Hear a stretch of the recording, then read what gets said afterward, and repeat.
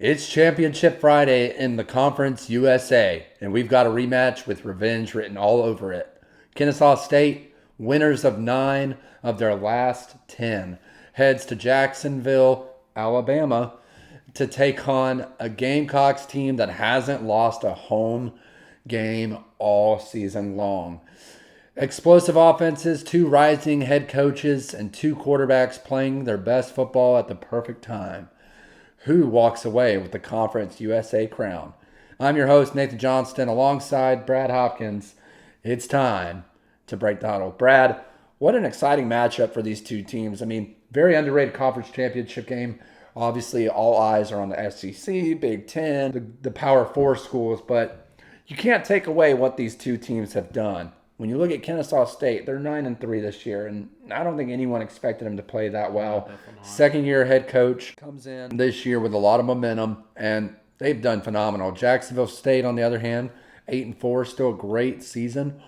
Last time they met, Jack State, as they're called, won 35-26, but KSU outgained them 579 to 350 yardage wise. I think the storyline is this revenge time for the Owls? Brad, I'll ask you right out of the gate, what's the biggest difference between a regular season meeting and a championship rematch like this? Yeah, look, I think you'll see both head coaches really study the film from game one. And it might be a lot of the same game plan, but the fact is that a championship is on the line. It's a chance to get to your choice of bowl game, and it's the chance at getting a ring around your finger. So it's going to be a high stakes game. This was a good game the first time we previewed it here, and we talked about. I remember we said that we may be talking about these two teams soon, and here we are about a month later. We're talking about the rematch. It's going to be fun. This is a Jack State team that they've been very, very good in Conference USA the past couple of years, and then Kennesaw State with a first-year head coach. Man, I've been so impressed with the job that coaching staff has done. Here they find themselves in Conference USA, and I would say, an up-and-coming rising team. So it's going to be a lot of fun. Yeah, and when you look at Kennesaw State particularly, momentum and identity is the main factor for them, right? They've won 9 wins. They've won 9 games in the last 10 games. Top 3 offense in the conference, and they're coming off of a wild 48-42 double overtime win over Liberty, who's had a very good program over the last several years. The week before that, I believe they survived against Missouri State. We previewed that game, and Missouri State, that was a weird ending to that game, man. I don't know if you watched it, but it was it was very weird. But Kennesaw State comes away with it at the end. They've survived, but they've overcome a lot of adversity. Absolutely. A lot of that success rides on the heels of quarterback Amari Odom. 240 yards passing and 4 touchdowns versus Liberty last week. He's clutch. Back-to-back 25-yard touchdowns in overtime. Pretty good if you're Kennesaw State going into this one. Wide receivers Gabriel Bernard and Christian Moss both scored in overtime as well. And then their running back Coleman Bennett, 92 rushing yards and a touchdown last week. He's a steady chain mover, and that's exactly what you need in a game like this, is a balanced run attack. The X factor for Kennesaw State in this one's going to be that the Owls moved the ball at will against Jack State last time. 579 yards of offense, but 4 turnovers. They can limit them. They got a good chance of winning. Right. We've seen them limit turnovers over the last several games, so I think they're improving. Brad, Odom has been electric, but turnover margin cost them in the first matchup. Do you trust him in this championship environment on the road? Right, by the way, it's a great question. I mean, I think you got to at this point. He is what he is. I mean, this is game 13 during the season, and I think Nate, you got to trust him. The fact is that we've seen Kennesaw State. They've been at times they play 2 quarterbacks, and it seems like they've kind of turned to Odom a little bit. A 4 touchdown performance, and you said it a second ago. Liberty in the past couple of years has kind of been the standard in Conference USA, and I would say that that they've fallen off a little bit this year, but that's still a good performance. And so I think they got to ride the hot hand with Odom. Got to give it to that running game too. I think as we see here in Conference Championship Week, to me, I think these teams that have the ability to run the ball to control the flow of the game or whatever, I think it's going to be big. And Kennesaw State definitely, they run that Tennessee offense where they're gonna spread you out wide, try to get numbers in the box. The running game is critical, and on the flip side for Jack State, defending the pass, they've got to shut down the run first. So that's gonna be critical. But I'm gonna go and say, if we see another 2+ turnover day for the Kennesaw State Owls, especially on the road, it's not going to be pretty. No, it's not. And Jack State won the last meetup. So they're looking for revenge. Let's talk about Jack State. Undefeated at home, 5-0. They rally behind first-year head coach Charles Kelly, who's done a phenomenal job at that program.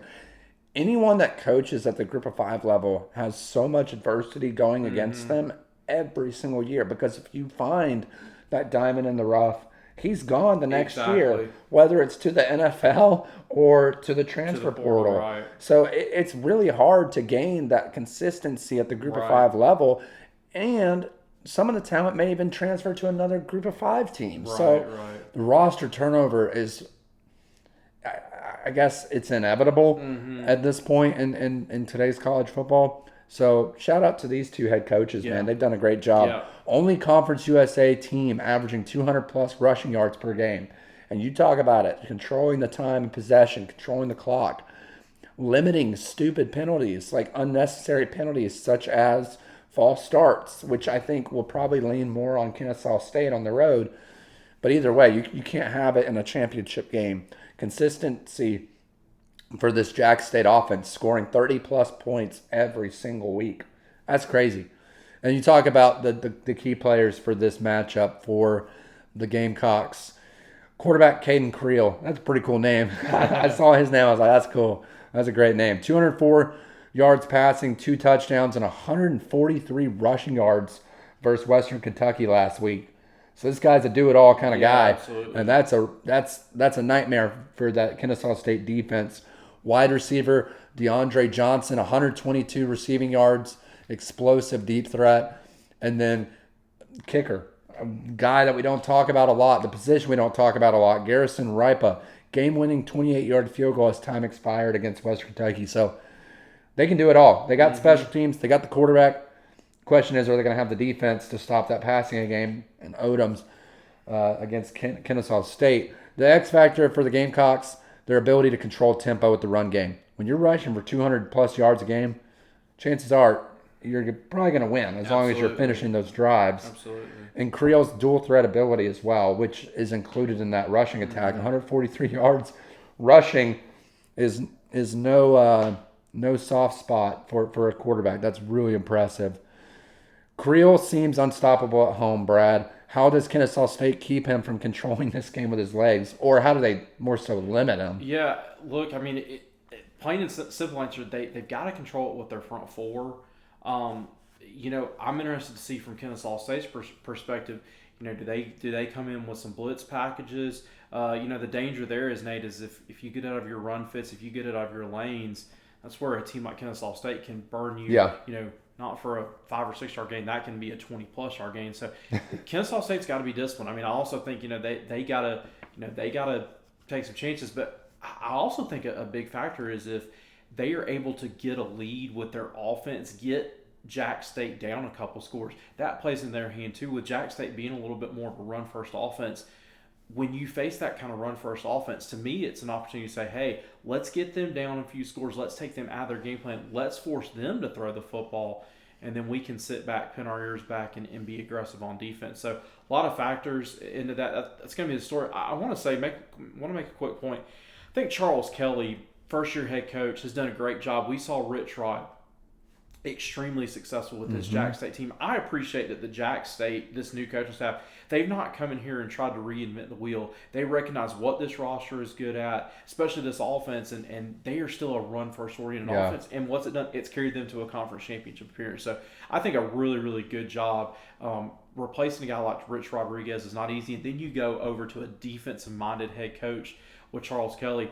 They've done a fantastic job there. That's a really, really good program there at Jack State. Yeah, they've got the fan base, they've got the coaching staff, and they, like you said, they recognize who their roster is. Their identity is very clear, and they're able to stick with it confidently. When we look at this rematch, ahead of this rematch, we got to look back at the first matchup between these two. We talked about KSU dominating the yardage amount, 579 to 350, but those 4 turnovers cost them, and that ultimately led to Jack State capitalizing with scoring balance and red zone execution. It was those things that kind of swung the game back and forth. The key battlegrounds for this matchup as well is going to be the turnover battle, biggest swing factor, right? I mean, if you said it yourself, and I agree. If Kennesaw State turns the ball over 4 times, you're not winning this game. I'm sorry. You're just not.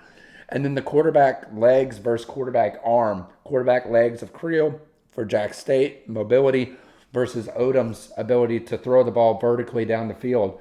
That's going to be a big matchup to look out for as well, how both defenses adjust throughout the game on the fly. Tempo, Jack State's long drives with the rushing attack versus Kennesaw State's, I should say, because there's a lot of K-States.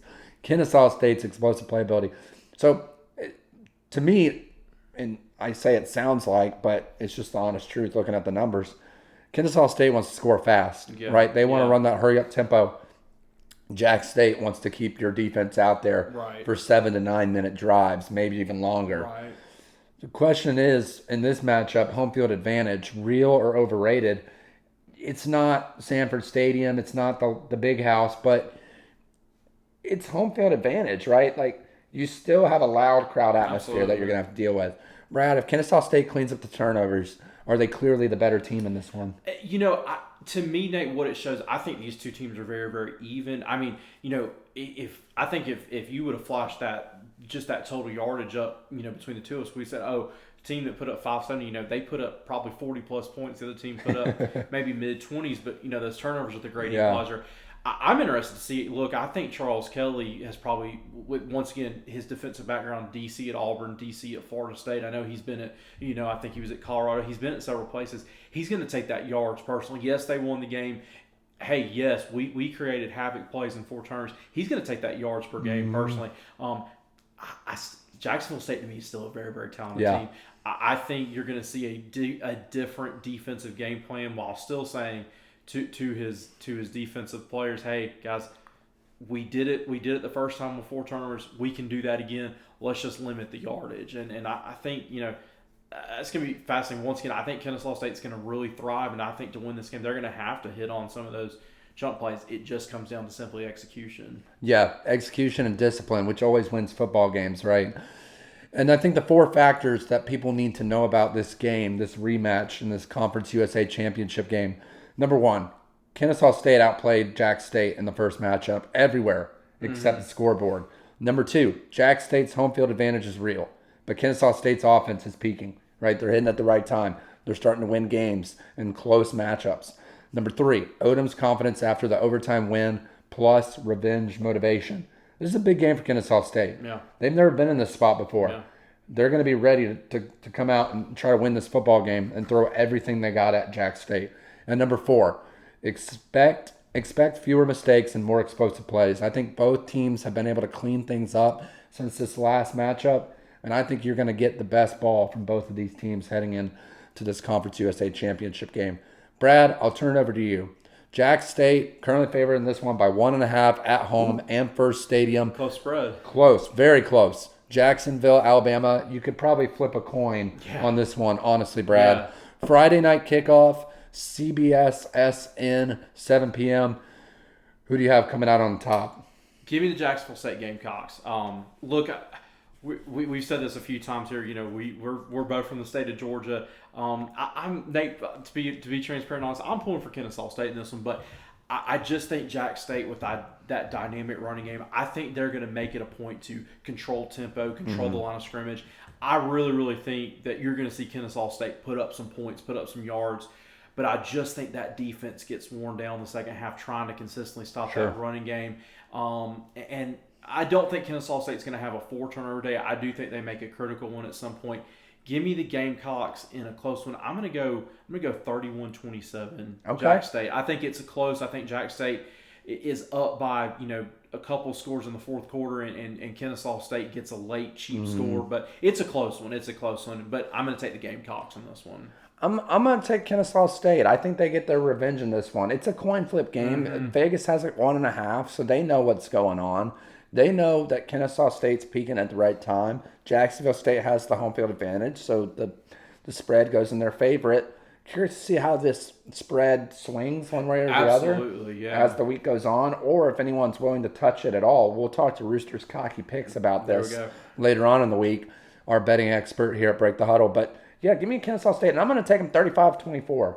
I think the Owls get their revenge, and I think they get a few defensive stops as well. Get a few defensive stops. They clean up their mistakes from the last matchup, and they outgain them again and come away with the win in the Conference USA Championship.